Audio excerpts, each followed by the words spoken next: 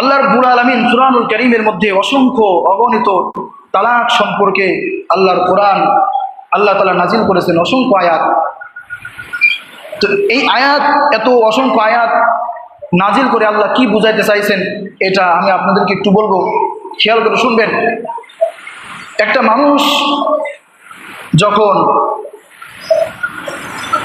একটা মানুষের যখন অনেক দোষ ত্রুটি হওয়ার সম্ভাবনা থাকে, দোষ থাকে, তাহলে তাকে আমরা সবাই তাকে সতর্ক করি, তাকে ভালো জ্ঞান দেই, তাকে পরামর্শ দেই, সে যেন বুঝে শুনে সে যেন ভালো হয়ে যায়।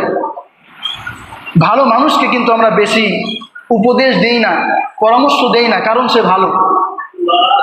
আর যে ব্যক্তির চলাফেরা একটু রং খারাপ, তার উঠা বসা আচরণ যদি অন্যরকম হয়, তাকে আমরা বেশি পরামর্শ দিতে, দেখো তুমি এভাবে চললে মানুষ তোমাকে খারাপ বলবে, তুমি এভাবে চলো না, তুমি ভালোভাবে চলো, বিভিন্ন রকম দিক নির্দেশনা আমরা দিয়ে থাকি, কি বলেন, দেই না?